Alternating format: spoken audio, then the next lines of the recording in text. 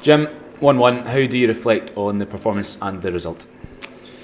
Performance-wise, taking the first maybe 5 or 6 minutes out of it, I thought the boys were good.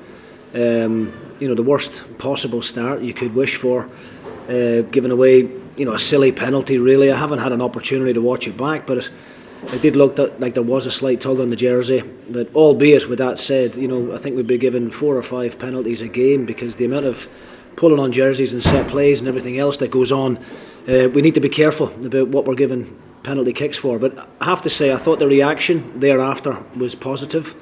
They'd done well to get themselves back into the game, and I thought once we got it back to 1-1, I thought we were the better team. I thought we carried more of an attacking threat, albeit United looked dangerous on the counter-attack from time to time, but I thought the boys stood up to everything that was thrown at them with a little bit more composure and a wee bit more quality in and around the penalty box. Then we might have had another couple of goals as well. But there's plenty there for me to work with. That's the pleasing thing for me today. I saw a team that were willing to run themselves into the ground, that were willing to go and get close to people and be aggressive.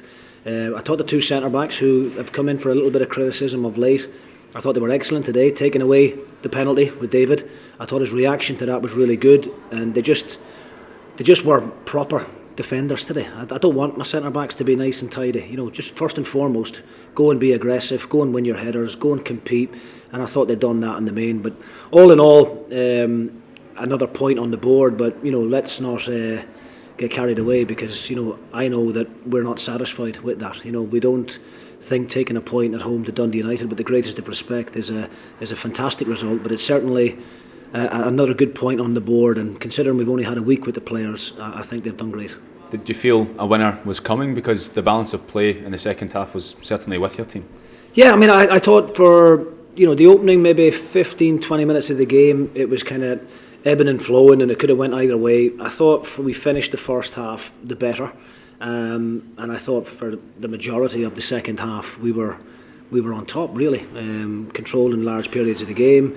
But it was all about the commitment for me, just to see the lads really being aggressive with United, getting stuck in, getting close to people, not allowing them time on the ball.